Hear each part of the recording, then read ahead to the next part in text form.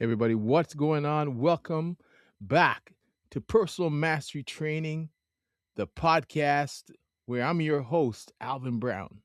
Here's the deal: in every episode, we dive deep into a strategy or a conversation that can help you gain a sense of mastery over your thoughts, your feelings, or your emotions.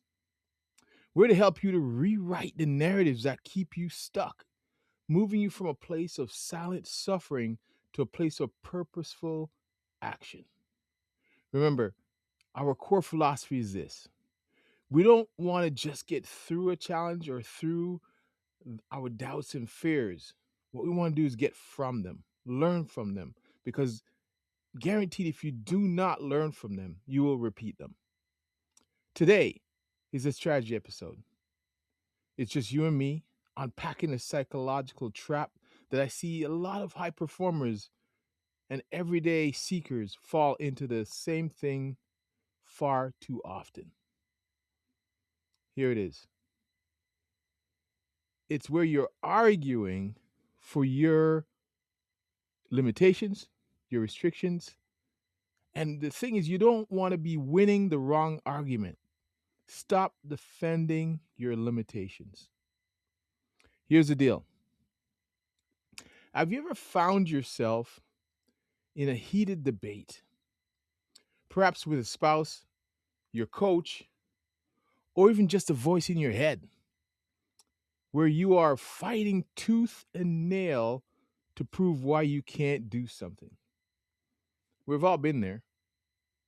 Someone offers a solution to a new perspective, and instead of saying, huh, let me try that, or let me look at that differently, we immediately list the 5 reasons why it won't work, why it won't work for us. We defend our anxiety.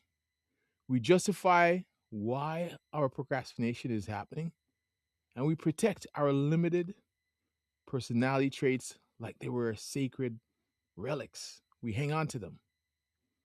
Here's the danger: if you argue long enough for those limitations, guess what?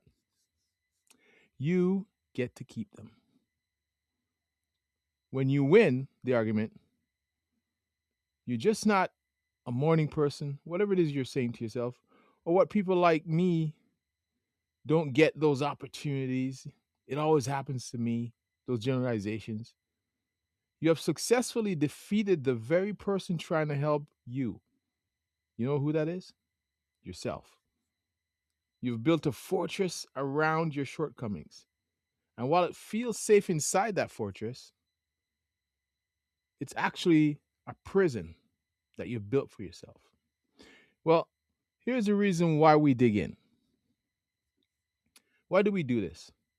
Why do we fight so hard to stay small, to play a small game? A few reasons. One, identity protection. See, here's the thing: we've lived with this fear for so long, they feel like part of our DNA. To let go of the fear feels like losing a piece of ourselves. This is how we've built our lives around this same conversation. Second reason, the comfort zone of the known. Even a miserable known feels safer than an unsuccessful unknown. So we hang on to it. Three, avoiding accountability. If you admit you can change, you're suddenly responsible for doing the work. If you prove you're broken, you have an excuse to stay still and do nothing. See, it's all psychological, it's all between our ears. So here's what we want to do: we want to shift the narrative. In order to achieve mastery, you have to stop being the defense attorney for your weaknesses.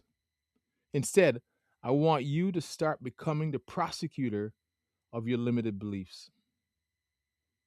Next time you watch yourself saying, I can't because I want to stop, but I can't, ask yourself, am I fighting to win the argument just so I don't have to grow? See, this happened to me in a coaching group. This happened to me while I was coaching in a group. Someone in that group would completely concrete, still will not move on his position, would hold on to the very thing that's limiting. And the thing that I'm asking him to do is to look at it a different way, but would not. He would think back to all the reasons and that he's supporting this position he's in. And when you think about it, what happens is when we have a position that we stand on, just like anything else, we happen to find everything else that proves it right. The brain is binary. And when we spend a lot of time looking at one thing a certain way, we eliminate all the other options and we prove it to ourselves that we are right. Because it's all we're looking for is reasons why we're right to keep this position we're in. And remember, we talked about the 3 reasons why you'd keep it. And it's so true because we don't like change. Change and leaves us feeling uncertain. And sometimes it's better to just keep the things you know. It makes you feel a little safe. Does it work? No, but that's not the goal. It doesn't have to work. It just proves that you're right. So, closing thought, something I want you to think about. Don't be so damn right about your failures that you miss out on your potential. It's time to stop winning the wrong battles. It's time to open your mind to something new. If someone else is doing it, why can't you do it? Why are you the only one that everything's set up against winning? This just happens to me. That fixed mindset, inflexibility. They say in a storm, a windstorm, the tree that can bend, the willow tree that can bend with the storm, typically survives. The rigid tree typically breaks underneath the pressure. So you can continue to argue, you continue to hold on, and keep watching things happening the same way over and over again while everyone else is passing you. Everyone else is doing great, but you keep holding on to that same position because you know you're right. Be careful what you argue for. You just might win that argument. So before we wrap up, if this message resonated with you, please like, subscribe, and share. As we're always saying, let's build this community. Let's build this podcast. There's someone in your circle right now, or maybe you. Remember, we can't see the frame of the picture that we're in. There's someone there who is currently winning the argument to stay stuck. They've been doing it for years, decades, as long as you know them. They won't look at it differently. And maybe you've been trying to tell them and they won't listen. Maybe this is the podcast they'll hear and they'll say, well, this guy's, maybe he's wrong, but maybe I might get in. Maybe I might break through that cement wall, that fortress. I love to challenge myself and look at things a different way because I truly believe, and this is why I've had coaches for decades. I truly do believe that you can't see the frame of the picture that you're in. So, your story shifts to empowerment when your quest for personal mastery begins. And as my mentor, Dr. Tom Hill, will always remind me, he said this: one idea, well executed, can change your life, your game, your position forever. I ask you, what one idea from this podcast, from any of the podcasts, if you've heard me and the series of my podcasts and wherever else you go, books you've read, that you've said, great idea, but you haven't applied it yet? One day you will. Let's make this today.